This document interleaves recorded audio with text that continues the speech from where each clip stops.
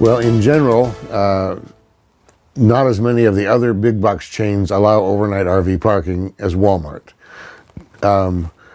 Target almost universally does not allow it. Home Depot and Lowe's and Menards, which is another home improvement center in the Midwest, some of their stores will allow it, maybe 30 or 40% of their stores. Other big box department stores like Kmart, some of their stores will allow it. The Costco warehouse chain discount club generally does not allow it, but there are a few stores that do. But Walmart is the big one. What about shopping centers? For the most part, shopping centers don't allow it. They have no overnight parking in their parking lots. Again, there are exceptions, but most of them don't. Will they have signs that say no parking? Sometimes they do, sometimes they don't.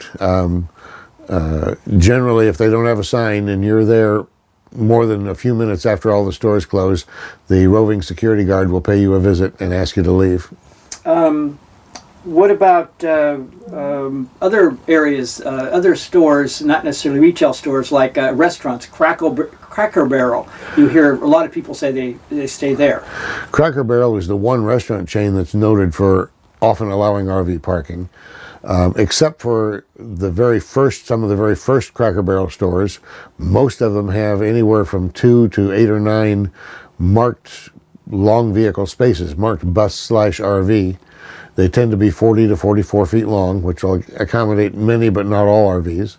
And a large portion of those will allow an RVer to park overnight. They're really designed for enticing bus tours to come and have lunch when they're traveling to stop at Cracker Barrel, but it brings in RV business as well.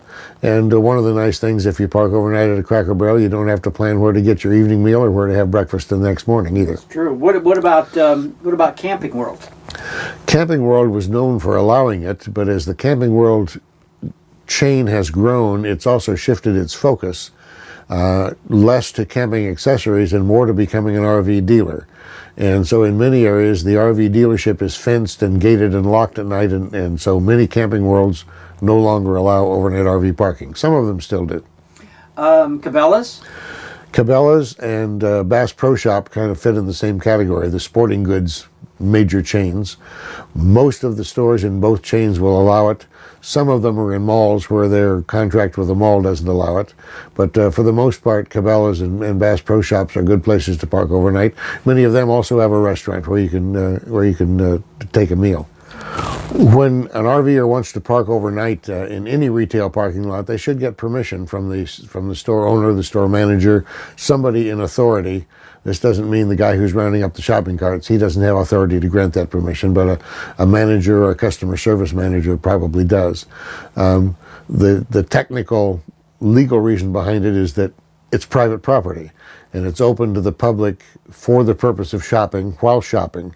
And any use beyond that technically is trespassing, but it's not trespassing if you have permission to be there. So always get permission before parking overnight at any retail location.